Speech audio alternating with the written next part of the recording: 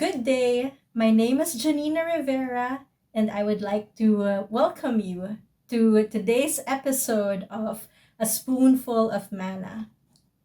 When I was mulling over the concept of using our voice for good, like using our voice to fight against injustice, or using our voice to share testimonies online, or even making our voice heard by voting in this coming May elections. A thought went whizzing through my mind. Do we use our voice to bring matters of our nation to the throne room of the Lord? Do we use our voice to propel or change the destiny of a nation? Prayer is not simply thanking God for the food, although that is basic 101 and a good thing to do each mealtime. Prayer is not simply asking God for help when something difficult comes our way, even if we really ought to pray during our tough moments. Prayer is so much more than that. When we pray, we are given the opportunity to partner with God for His purposes, to see His will come to pass here on earth. With our voice, we can exercise the authority we have to speak into the destiny of nations and to undergird the purposes and plans of God, especially when the spiritual atmosphere is tough or when hearts are hard. We are in a battle for the souls of men.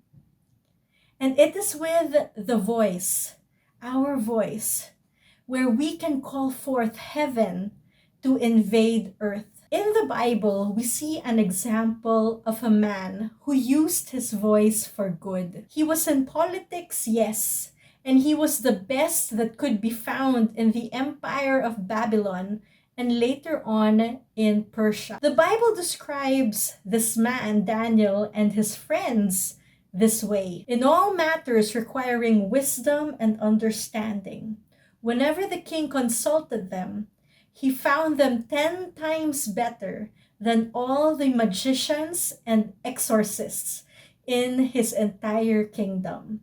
You can find this in Daniel chapter 1, verse 20. Yet, despite what they were doing in the politics of their nation, Daniel made sure he did not forget to pray.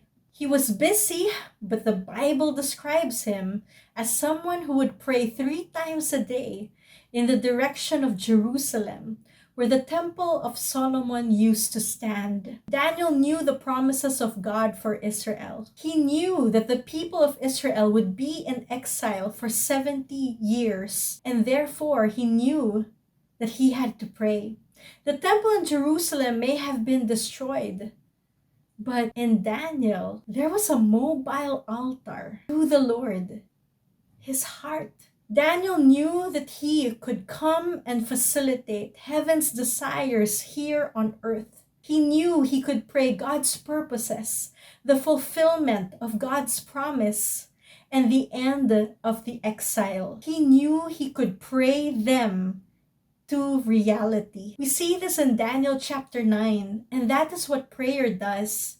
It undergirds the fulfillment of the plans and purposes of God. You may be wondering, can't God, who is all powerful, fulfill his promises and purposes on his own? He is powerful enough, but he always looks for a person he can partner with here on earth. Remember when God was looking for someone to intercede for Israel during the time of Ezekiel? He said in Ezekiel 22, verses 29 to 30, "The people of the land practice extortion and commit robbery. They oppress the poor and needy and mistreat the foreigner, denying them justice. I looked for someone among them who would build up the wall and stand before me in the gap on behalf of the land so I would not have to destroy it. But I found no one. So I will pour out my wrath on them and consume them with my fiery anger, bringing down on their heads all they have done, declares the sovereign Lord. Imagine if there was someone who interceded. Imagine if someone knelt before the Lord and used his or her voice to ask God for mercy instead of judgment. We, the sons and daughters of the Most High, who live in these end times, should take prayer seriously. We should use our voice to see righteousness and justice in the nations. The King of Glory wants to ride into the nations, and we, those who ascend the hill with clean hands and a pure heart, can use our voice to declare, "Lift up your heads, you gates, be lifted up, you ancient doors, that the King of Glory may come in." And when the nations ask, "Who is this King of Glory?" we answer, "The Lord Almighty.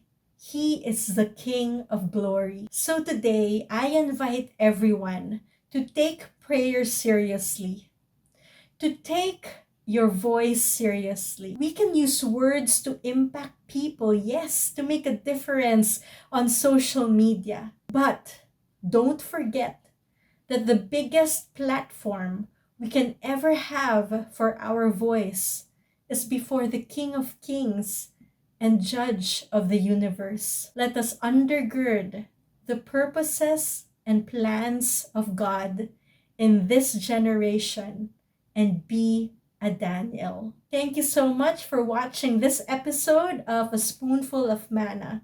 I hope you are blessed.